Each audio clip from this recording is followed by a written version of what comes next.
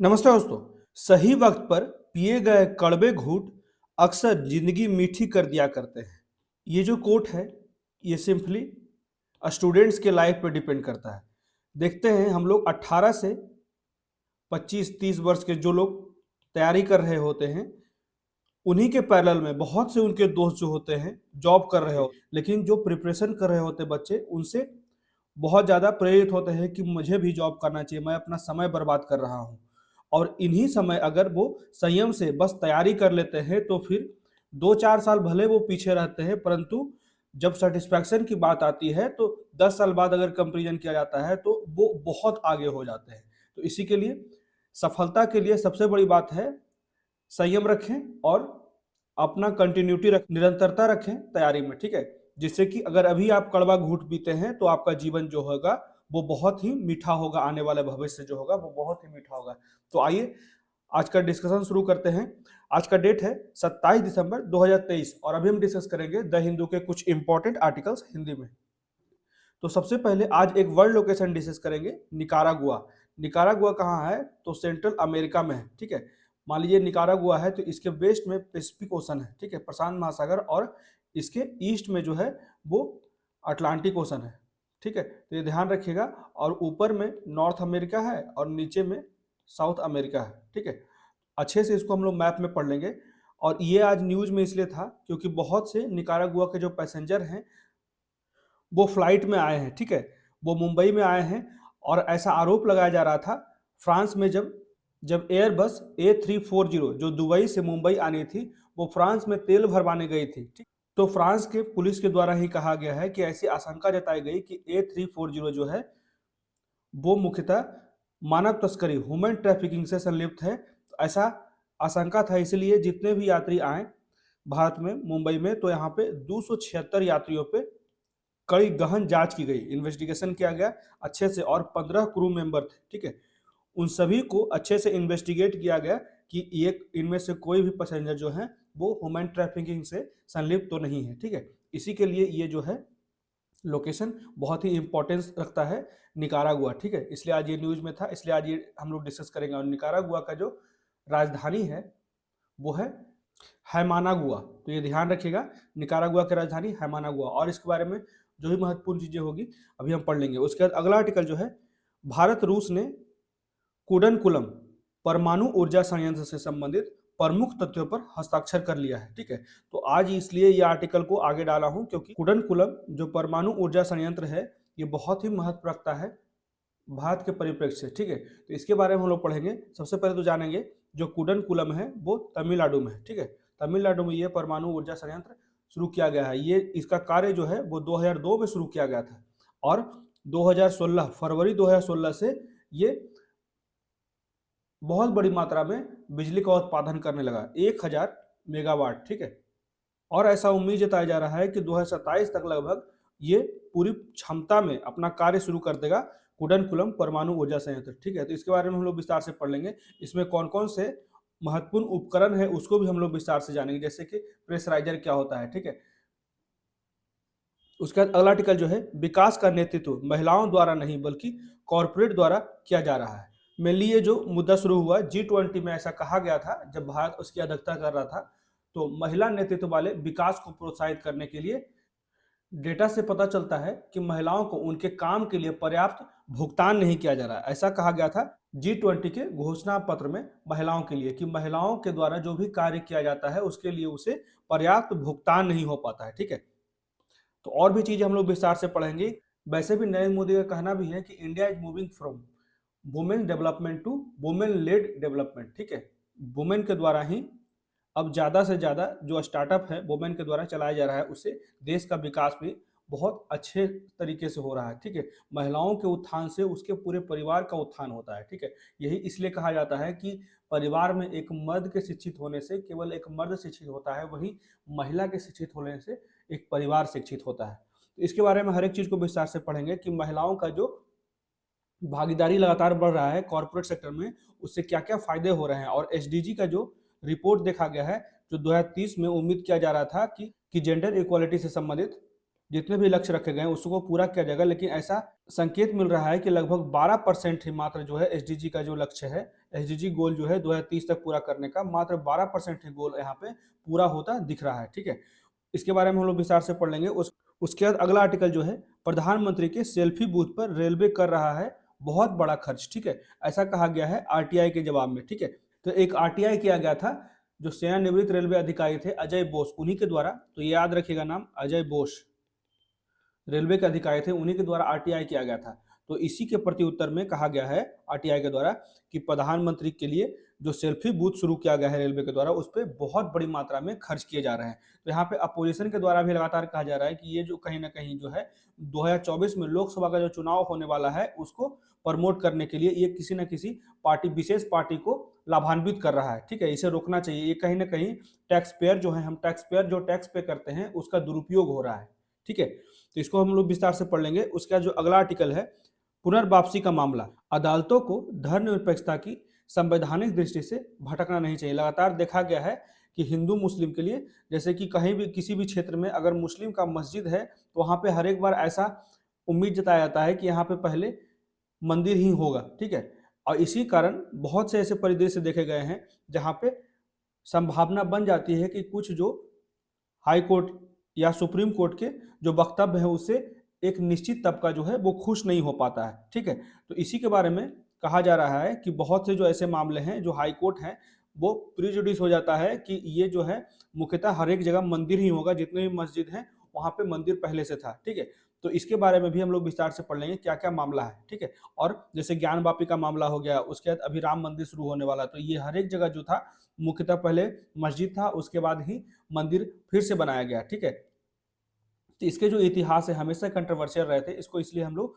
पढ़ लेंगे। तो आइए शुरू करते हैं। सबसे पहले देख लेते हैं एक वर्ल्ड लोकेशन, निकारागुआ। ठीक है, तो निकारागुआ जो है वो सेंट्रल अमेरिका, मतलब कि मध्य अमेरिका का देश है, और यह मध्य अमेरिका गणराज्यों में सबसे बड़ा है। निकारागुआ की पहचान जो है उसकी, ये याद रखिएगा, ये जो है लीस्ट डेवलप्ड कंट्री है। ठीक है, ये याद रखिएगा। और एक बात और याद है, यहाँ पे ब्रिटिश का भी शासन रहा था और स्पेनिश, दोनों का शासन रहा था। ठीक है, यहाँ पे निरंकुश सरकार के और क्षेत्रीय विकास के असंतुलन के इतिहास भी पाए जाते हैं। लगभग सभी बस्तियां और आर्थिक गतिविधियां जो है वो देश के पश्चिमी भाग में, मतलब कि जो डेवलप्ड, जितने भी डेवलप्ड एरिया हैं निकारागुआ के, वो उसके पश्चिमी भाग में केंद्रित है। और देश का नाम जो है वो निकाराओ से लिया गया है, जो 15वीं सदी के अंत और 16वीं सदी की शुरुआत में वर्तमान निकारागुआ झील के आसपास रहने वाले स्वदेशी लोगों के प्रमुख से ये प्रेरित है, ये नाम निकारागुआ। ठीक है, निकारागुआ का एक अनोखा इतिहास यह भी है कि यह लैटिन अमेरिका का एकमात्र ऐसा देश था जहां पे दो इंपायर का शासन था, स्पेन का और ब्रिटेन का। ठीक है, तो दो उपनिवेश थे यहाँ पे। तो निकारागुआ की आबादी जो है वो ज्यादातर मेस्टिजो में है। ठीक है, जो मिश्रित यूरोप और स्वदेशी वंश के लोग रहते हैं। और इसकी जो राजधानी है हैमानागुआ है, ये याद रखिएगा, राजधानी जरूर ध्यान रखिएगा। जो देश का सबसे बड़ा शहर है और लगभग 1/6 आबादी जो है पूरे देश की, उसका 1/6 भाग सिर्फ और सिर्फ इसके कैपिटल में रहता है, हैमानागुआ में।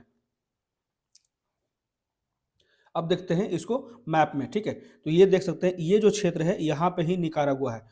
यहाँ पे नॉर्थ अमेरिका है, नीचे में साउथ अमेरिका है। ठीक है, और ये जो कैरेबियन सी के पास ही है निकारागुआ। ठीक है, इसके वेस्टर्न साइड में पैसिफिक ओशन है, इसके ईस्टर्न साइड में अटलांटिक ओशन है। ठीक है, तो ये ध्यान रखिएगा लोकेशन। अब इसको हम लोग विस्तार से देख लेते हैं। जैसे ये निकारागुआ का मैप दिया गया है। ठीक है, और यहाँ पे देख सकते हैं इसकी जो राजधानी है मानागुआ है। ठीक है, और इसके कुछ गल्फ देख लेते हैं। जैसे इसके नॉर्थ वेस्ट में गल्फ ऑफ फोनसेका है। ठीक है, और यहाँ पे एक लेक निकारागुआ के नाम से जाना जाता है जो साउथ वेस्ट में पाया जाता है। कुछ रिवर्स देख लेते हैं, जैसे कोको रिवर, ये महत्वपूर्ण है। ठीक है, उसके बाद कुछ माउंटेन्स है, जैसे इसाबेलिया माउंटेन हो गया, वोल्केनो रॉ हो गया। ठीक है, तो ये थे कुछ इंपॉर्टेंट चीजें। और इसके सराउंडिंग कंट्रीज को देख लेते हैं। जैसे इसके साउथ में है जो कोस्टा रिका है। ठीक है, और इसके नॉर्थ में जो है होंडुरस है, तो ये ध्यान रखिएगा। और यहाँ पे गल्फ ऑफ फोनसेका के नज़दीक में जो है वो एल साल्वाडोर है। ठीक है, एल साल्वाडोर। तो ये कुछ लोकेशन याद रखिएगा। और इसके ईस्टर्न कोस्ट को कहा जाता है मॉस्क्यूटो कोस्ट, ये बहुत ही महत्वपूर्ण है। ठीक है, और यहाँ पे एक आइलैंड है कॉर्न आइलैंड। तो ये कुछ चीज़ें हैं जो ध्यान रखने की है, ठीक है। अब बढ़ते हैं अगले आर्टिकल की तरफ।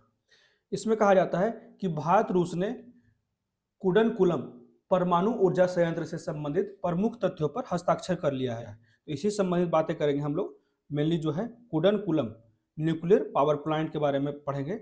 ये जो इसकी शुरुआत हुई थी 2002 में हुई थी, ठीक है, और ये 2016 से कार्यरत है, ठीक है। लगभग 1000 मेगावाट बिजली उत्पादन कर रहा है और उम्मीद किया जा रहा है कि 2027 से ये अपने पूरी क्षमता में कार्य करेगा, ठीक है। यहाँ पे क्लियर कहा जाता है कि the plant is expected to start operation at full capacity in 2027, ठीक है। तो इसके बारे में हम लोग विस्तार से पढ़ लेते हैं। तो अपनी समय परीक्षणित साझेदारी को बढ़ावा देते हुए अभी हाल ही में भारत के विदेश मंत्री एस जयशंकर जो है वो रूस की यात्रा पर है अपने संबंधों को बेहतर करने के लिए, खासकर जो वहां पे बात किया गया था व्यापार के क्षेत्र में। तो यहाँ पे इसी के लिए ये एक पहलू है जहाँ पे कुडनकुलम परमाणु ऊर्जा संयंत्र से संबंधित प्रमुख तथ्यों पर भी हस्ताक्षर किया गया है, ठीक है। तो भारत और रूस ने मंगलवार को कुडनकुलम परमाणु ऊर्जा संयंत्र की भविष्य की बिजली उत्पादन इकाइयों के निर्माण से संबंधित कुछ महत्वपूर्ण समझौते पर हस्ताक्षर किया है। भारत का सबसे बड़ा, ये ध्यान रखिएगा, भारत का सबसे बड़ा कुडनकुलम परमाणु ऊर्जा संयंत्र जो है वो रूस की तकनीकी सहायता से तमिलनाडु में बनाया गया है और निर्माण जो हुआ था 2002 में, मार्च 2002 में हुआ था और फरवरी 2016 से कुडनकुलम जो न्यूक्लियर पावर प्लांट है उसकी पहली बिजली इकाई जो है वो 1000 मेगावाट की अपनी डिजाइन क्षमता पर लगातार कार्य कर रहा है। और रूसी राज्य मीडिया के अनुसार ऐसा कहा गया है कि जो ये संयंत्र है उसके 2027 में पूरी क्षमता से कार्य करने की उम्मीद जताई जा रही है। कुडनकुलम परमाणु ऊर्जा परियोजना जो है वो भारत का सबसे बड़ा परमाणु ऊर्जा संयंत्र है जो तमिलनाडु में स्थित है, ठीक है। यह जो संयंत्र है वो रूस के रोसाटॉम, ये ध्यान रखिएगा, रूस के रोसाटॉम राज्य परमाणु ऊर्जा निगम के सहयोग से बनाया जा रहा है। रोसाटॉम ध्यान रखिएगा। और इसका निर्माण 2 चरणों में किया गया है। पहले चरण में यूनिट 1 और यूनिट 2 का निर्माण शामिल था जिसने 31 दिसंबर 2014 को बिजली उत्पादन शुरू कर दिया। दूसरे चरण में 4 अतिरिक्त रिएक्टर का निर्माण शामिल है जो वर्तमान में निर्माणाधीन है और हाल ही में एईएम टेक्नोलॉजी इजोर, ठीक है, ये भी ध्यान रखिएगा, इजोर द्वारा इस पावर प्लांट के रिएक्टर 5 के लिए एक प्रेशराइजर वितरित किया गया है जो रोसाटॉम एटोमेन रगोमैश के मशीन बिल्डिंग डिवीजन का हिस्सा है। तो ये ध्यान रखिएगा, ये जो प्रेशराइजर दिया गया है इजोर द्वारा ये कहीं ना कहीं रोसाटॉम के बिल्डिंग डिवीजन का ही हिस्सा है, ठीक है।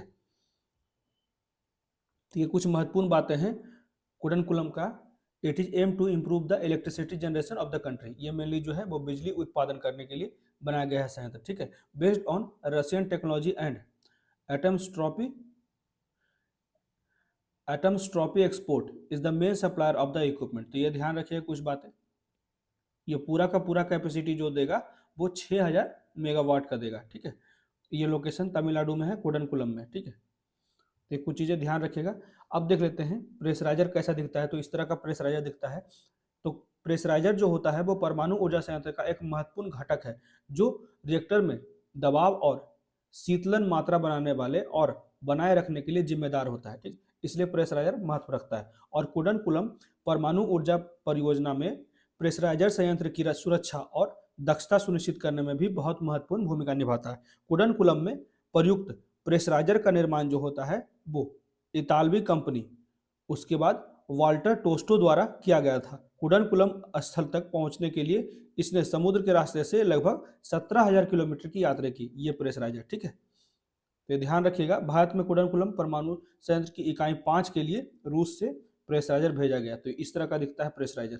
आगे हम लोग देख लेते हैं VVER, ठीक है। उसी को कहा जाता है जल जल ऊर्जा रिएक्टर, मतलब कि वाटर वाटर एनर्जेटिक रिएक्टर, ठीक है। इसी को कहा जाता है VVER या WWER। तो कुडनकुलम परमाणु ऊर्जा परियोजना जो है उसी को कहा जाता है VVER, जिसको जल जल ऊर्जा रिएक्टर या फिर वाटर वाटर एनर्जेटिक रिएक्टर भी कहा जाता है, जो पूर्व में सोवियत संघ में विकसित एक दबाव युक्त जल रिएक्टर डिजाइन किया गया था। VVER जो तकनीक है दुनिया में सबसे व्यापक रूप से उपयोग किए जाने वाले रिएक्टर डिजाइनों में से एक है, ठीक है। तो ये ध्यान रखिएगा, VVER का कम से कम फुल फॉर्म जरूर याद रखिएगा। यहाँ पे V का मतलब वाटर वाटर होता है, ठीक है, वाटर वाटर एनर्जेटिक रिएक्टर, और अपनी सुरक्षा और विश्वसनीयता के लिए ही ये महत्वपूर्ण रखता है VVER। तो इस तरह का ये डिजाइन होता है कि कैसे कैसे ये कार्य करता है रिएक्टर। ठीक है, अब आगे देख लेते हैं कि कुडनकुलम परमाणु ऊर्जा संयंत्र में और भी कौन कौन सी महत्वपूर्ण चीजें होती है, जैसे कि विद्युत उत्पादन क्षमता और अतिरिक्त रिएक्टर। तो कुडनकुलम परमाणु ऊर्जा परियोजना की वर्तमान बिजली उत्पादन क्षमता जो है वो लगभग 2 यूनिट चालू है, तो 2000 मेगावाट VVER है। हालांकि 4 अतिरिक्त रिएक्टर के निर्माण से कुल क्षमता जो होगी लगभग 6000 हो जाएगी। ठीक है, तो यहाँ पे टोटल जो लागत लगा है इस रिएक्टर को बनाने में 89,470 करोड़ की अनुमान किया गया है। और बिजली का आवंटन और अपेक्षित समापन तिथि, मतलब कार्य कब पूरा हो जाएगा, तो कुडनकुलम परमाणु ऊर्जा परियोजना जो है वो तमिलनाडु में बिजली को उत्पादन करेगा और 50% आवंटित करने का उम्मीद किया जा रहा है, खासकर तमिलनाडु में। और यूनिट 3 और 4 का निर्माण कार्य चल रहा है और इसमें क्रमशः मई 2025 और दिसंबर 2025 तक पूरा होने का उम्मीद किया जा रहा है। उसके बाद IAEA, ठीक है, IAEA सुरक्षा विश्लेषण में क्या कहा गया है, तो कुडनकुलम परमाणु ऊर्जा परियोजना की सभी इकाइयां जो होती है वो अंतर्राष्ट्रीय परमाणु ऊर्जा एजेंसी, ठीक है, यह ध्यान रखेगा, अंतर्राष्ट्रीय परमाणु ऊर्जा एजेंसी की सुरक्षा विश्लेषकों के लिए खुली है।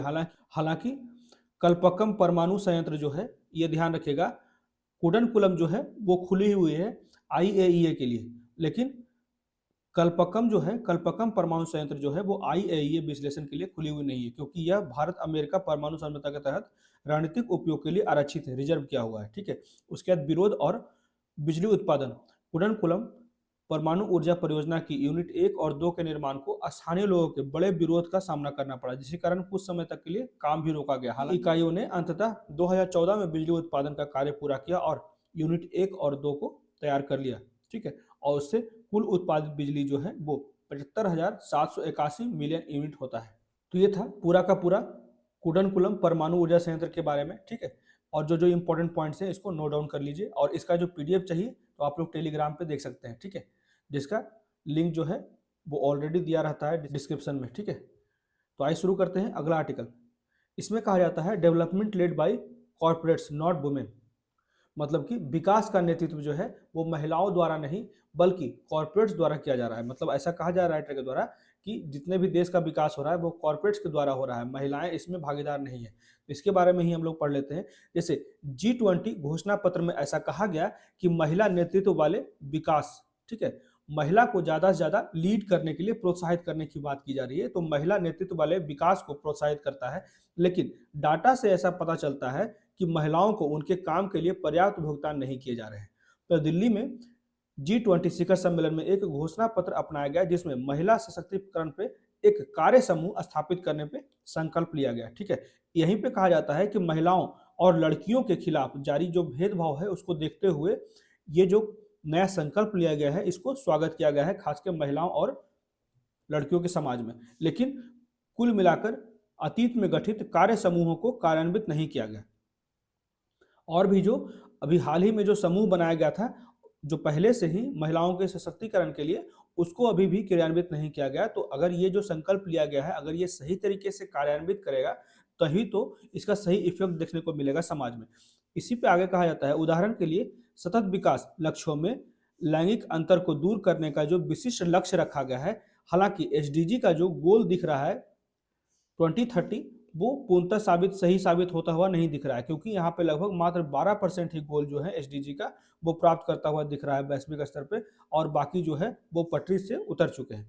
ये बहुत ही अच्छा फिगर है। India is moving from women development to women led development. ठीक है, भारत जो था वो पहले महिलाओं का सशक्तिकरण कर रहा था, परंतु ऐसा प्रयास किया जा रहा है कि महिलाओं के प्रतिनिधित्व में नेतृत्व में देश का विकास तेजी से हो। ठीक है, इसमें आगे कहा जाता है कि G20 शिखर सम्मेलन घोषणा पत्र और महिला सशक्तिकरण के लिए कौन कौन सी चीजें महत्वपूर्ण, जैसे कार्य समूह का ट्रैक रिकॉर्ड। तो पिछले कार्य समूह में कार्यान्वयन का अभाव रहा था और वैश्विक स्तर पर SDG का भी स्थिति बहुत ही खराब है, मात्र 12% ही लक्ष्य को प्राप्त करता हुआ दिख रहा है। उसके बाद अस्पष्ट प्रतिबद्धताएं, जैसे घोषणा पत्र जो है वो महिला नेतृत्व वाले विकास को इसके मापदंड पर ही प्रोत्साहित किए बिना या फिर मौजूदा मॉडल से अलग किए बिना प्रोत्साहित करता है। वहीं माइक्रो डेवलपमेंट मॉडल, जिसमें G20 महिलाओं के नेतृत्व वाले विकास के एकीकरण पर सवाल उठाते हुए एक व्यापक आर्थिक मॉडल के प्रति बद्धता की पुष्टि करता है। ठीक है, तो ये पॉइंट्स बहुत ही महत्वपूर्ण है, ध्यान रखिएगा। उसके बाद आगे क्या कहा जाता है, तो विसंगतियां क्या क्या है, महिला के नेतृत्व वाली विकास योजनाओं में विसंगतियां क्या क्या है, जैसे भ्रामक योजनाएं। सरकार की महिला नेतृत्व वाली विकास योजनाएं जो होती है वो महिलाओं की परियोजनाओं में कम निवेश को छिपाती है, तो ये ध्यान रखिएगा विसंगतियां। उसके बाद लैंगिक बजट संबंधी चिंताएं। लैंगिक बजट जिसका उद्देश्य होता है महिलाओं के विकास को प्राथमिकता प्रदान करना, उसमें कटौती की जा रही है, और या फिर जो फंड पास होते हैं, बजट पास होते हैं, वो अपर्याप्त होते हैं, अपर्याप्त आवंटन का सामना करना पड़ता है, इसीलिए कहा जाता है लैंगिक बजट संबंधी चिंताएं। उसके बाद बजटीय आवंटन का रुझान। 2023-24 में महिला नेतृत्व वाले विकास की बयानबाजी पूरी तरह से महिला विशेष योजना व्यय में कमी के साथ मेल खाती है। ठीक है, यहाँ पे क्लियर कहा जाता है कि बातें तो बड़ी बड़ी की जाती है स्टेज पे या फिर पब्लिक प्लेटफॉर्म पे, परंतु जमीनी स्तर पर देखा जाता है तो खोखलापन दिखता है, कोई भी कार्य होता हुआ नहीं दिख रहा है। महिलाओं की आर्थिक स्वतंत्रता और नीति के क्या क्या प्रभाव हैं, तो महिला कार्यबल में गिरावट, महिलाओं का जो है वो कार्यबल में गिरावट दिखता जा रहा है।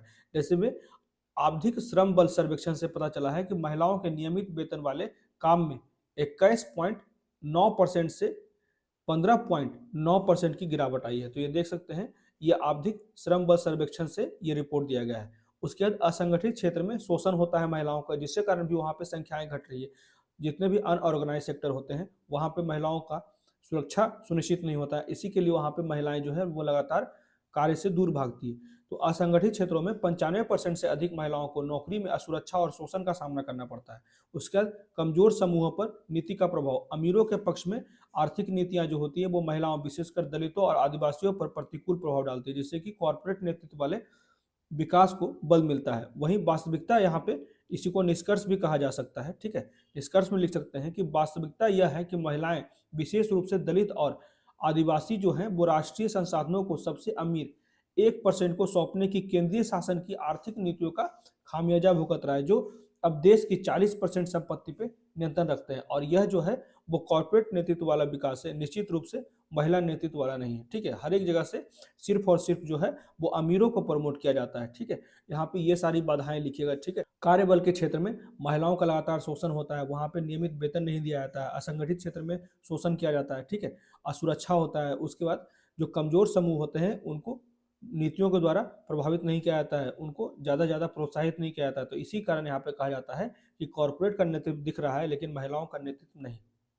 अब बढ़ते हैं अगले आर्टिकल की तरफ। इसमें कहा जाता है प्रधानमंत्री के सेल्फी बूथ पर रेलवे कर रहा है बहुत बड़ा खर्च। ठीक है, ऐसा कहा गया है आरटीआई के जवाब में। अभी हाल ही में एक रिटायर ऑफिसर जो थे, रिटायर रेलवे के ऑफिसर थे अजय बोस, ठीक है, इन्हीं के द्वारा आरटीआई किया गया था। ठीक है, जो प्रधानमंत्री के सेल्फी बूथ बनाए जा रहे हैं उसी की जानकारी लेने के लिए, तो इसी से पता चला है कि बहुत बड़ी मात्रा में यहाँ पे फंड उपयोग हो रहे हैं, तो इसी के बारे में हम लोग विस्तार से पढ़ लेते हैं।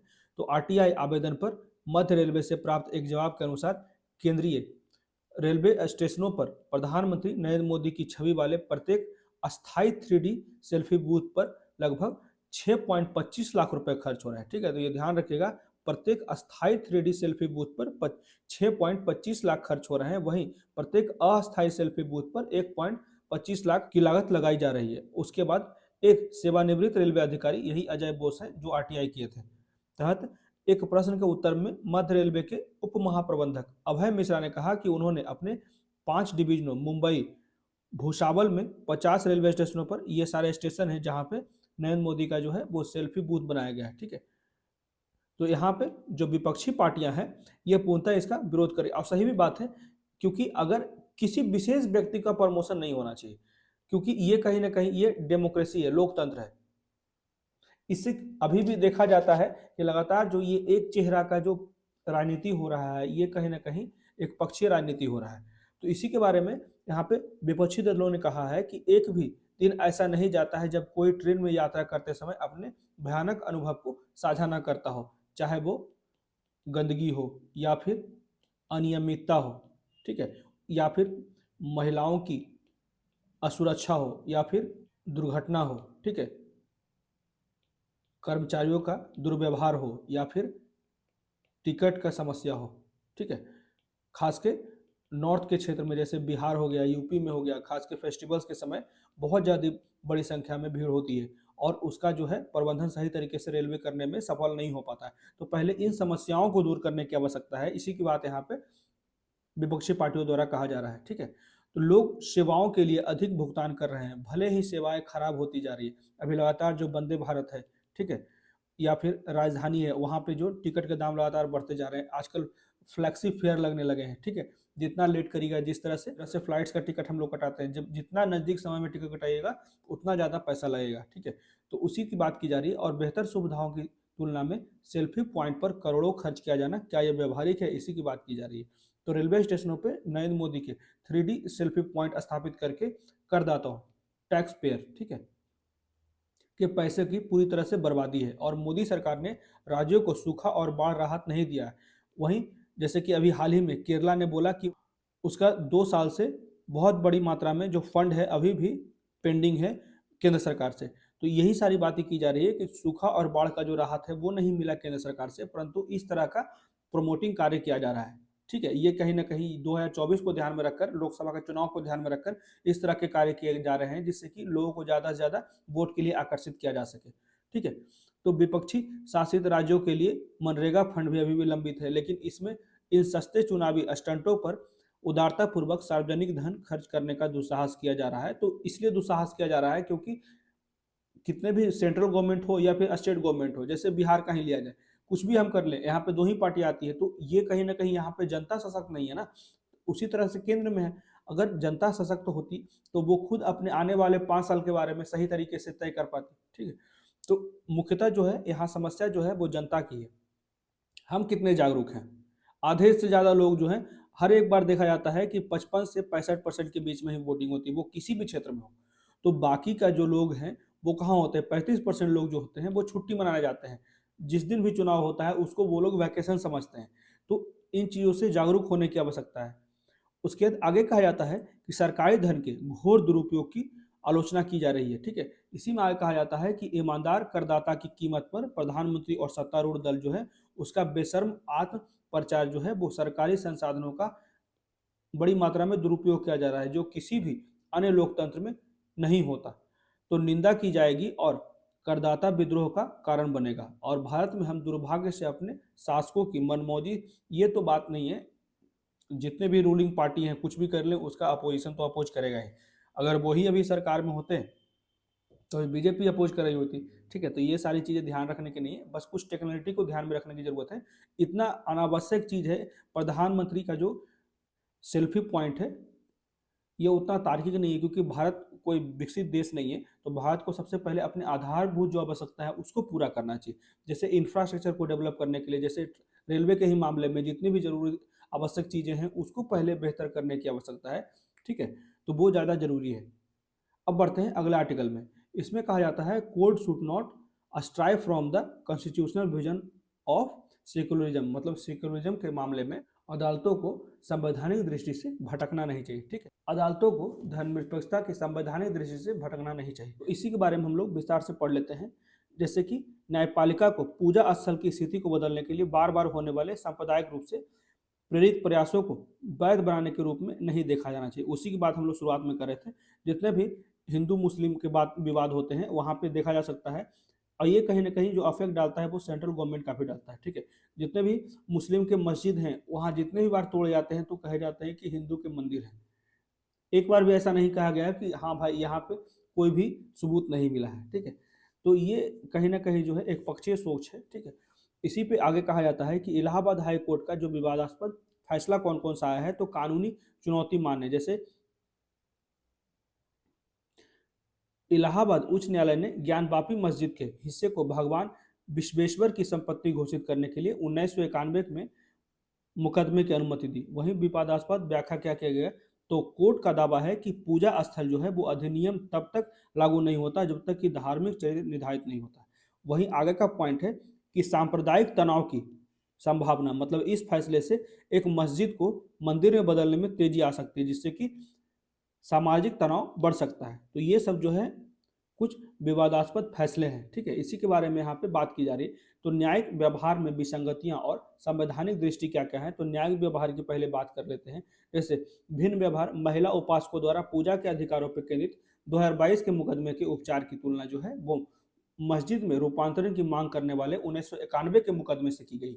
वहीं आगे कहा जाता है असंगत व्याख्या 1991 के मुकदमे में मांगी गई जो अस्पष्ट मस्जिद संबंधी राहत के बावजूद अदालत ने इसे सुनवाई योग्य माना, जिससे कि चिंताएं और बढ़ गई। उसके बाद अगला जो कहा जाता है सर्वेक्षण का विवाद, मतलब कि उसमें एएसआई का भी सवाल उठाया जा रहा है, इसके सर्वे का भी सवाल उठाया जा रहा है।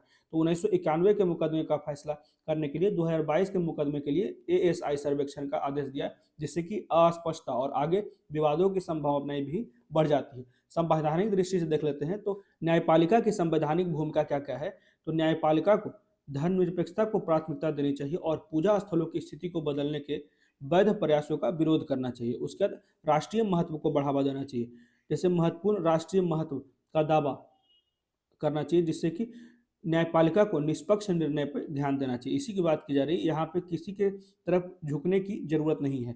आगे कहा जाता है कानूनी रोक का प्रवर्तन, मतलब कि धार्मिक स्थलों की स्थिति में बदलाव को रोकने के लिए वैधानिक पूजा स्थल अधिनियम को कायम रखना महत्वपूर्ण है। तो ये थे कुछ इंपॉर्टेंट आर्टिकल्स जो आज के द हिंदू के न्यूज़पेपर में थे। कैसा लगा प्लीज़ मुझे कमेंट करके बताएं और मेरे वीडियो को ज़्यादा से ज़्यादा लाइक करें, शेयर करें, कमेंट करें और मेरे चैनल को सब्सक्राइब